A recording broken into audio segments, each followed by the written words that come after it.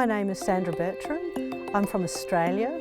My role here at Cheetah Experience is I'm the veterinarian and also the animal health manager.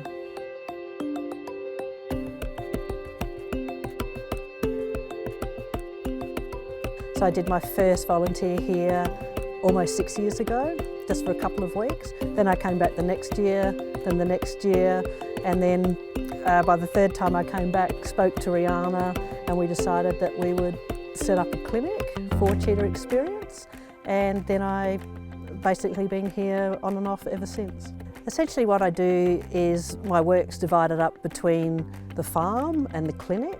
So on the farm I devise sort of preventative health programs for all the animals, so their nutrition, their vaccinations, their deworming and tip programs. Also treat any animals that may have any problems. Also help the staff in staff training and animal handling, that sort of thing, and also with learning medications and anything else that they would like to know.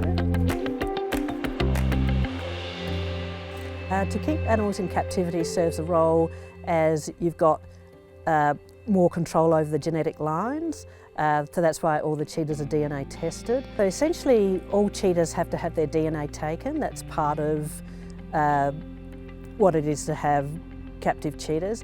Taking the DNA involves quite a big procedure.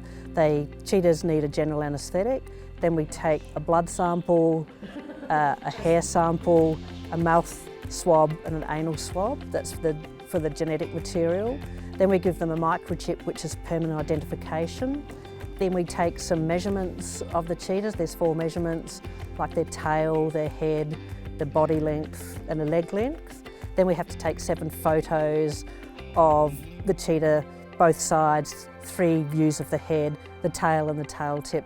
So the DNA is required for all cheetahs. The DNA is actually the cheetah's passport, so it's for their identification. The DNA is also put into an international stud book, so all cheetahs are on this stud book, and basically that's for the movement of cheetahs, so from going from different projects, mainly for breeding purposes, so they know. Also it records births, deaths and movements of the cheetahs. So the genetic material from the DNA is then used in the breeding program, so again we can find new genetic lines and the genetic diversity, again that will aid in the survival and the conservation for the cheetahs. So we can actually work with other projects and even international projects to get more genetic lines, because with cheetahs genetic diversity is a problem, so there's always a place for captivity so we can breed with them and actually keep the survival of the cheetahs, because at the moment there is a threat to their survival.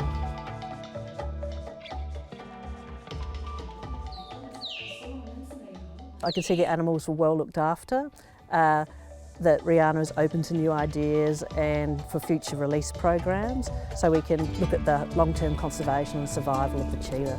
Here I found the way the animals were looked after, what they mean to everybody, and all the future prospects for the animals in the release program is really important to me.